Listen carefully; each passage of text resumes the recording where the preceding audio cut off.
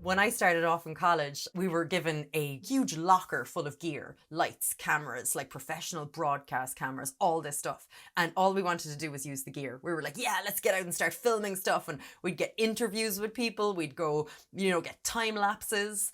Not one time did we manage to shove all of that footage into an edit that actually made sense. It either made no sense or we were missing massive chunks. So planning, in my mind, is so important. Your video will only ever be as good as your plan. And also, I believe that the planning should always remain in your hands. So even if you decide to work with video professionals after taking this course, you'll be in a much better position to retain control of your video's purpose and story. And this can often reduce the cost of production if you keep this part internal.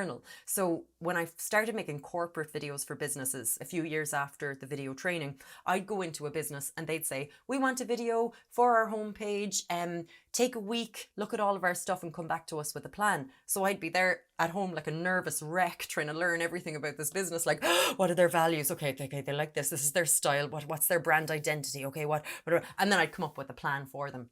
And I was good at that. I had a good sense. I was able to kind of grasp what they were trying to achieve and stuff. But it took me about a week. And then that would mean me charging them for a week of all of this planning work. And then one day, like, a switch went off in my head and it was like, why am I planning videos for people? People should be planning the videos themselves. And then I should just be doing the technical stuff. Like, they already know all of this stuff. Why? This is inefficient. And I hate inefficiency when it comes to that kind of thing. So in my mind, you should be the owner of the plan. And then if you go out and ask a camera person to come out, say for a half a day and film you, then you can just get billed for a half day of camera work. And then an editor, you might estimate it's probably going to take a 2-day edit. So rather than going to a company and them saying €5,000 to make you a video, we'll plan, film and edit. Now you're talking 2.5 days with a professional editor and camera person, maybe €750 in total or €1,000 in total. So you can break down the process for whatever it is you need.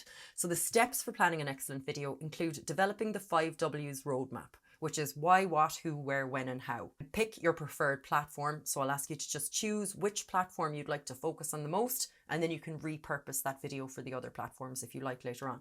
Decide production types. So not all videos are created equally. There's different types of videos that take longer and that take more proficiency. So for example, creating a montage to music, really simple. I can show you how to do it with an amazing app.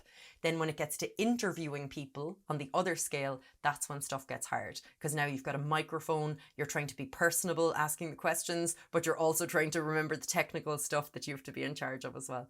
Then storyboarding your ideas. I love this part. I'm very visual. Some people can just skip this part and go for scripting instead. Opening with a hook. So grabbing your viewer's attention early on, perfecting the script and shot list. So merging all of steps 1 to 5 into the piece of paper that you bring with you on the day. Then setting milestones, so you actually force yourself to do the work that you set out to do, and then complying with legal requirements, just where to get, release forms and stuff, and how to make sure that you're doing your best to not get in legal trouble later on.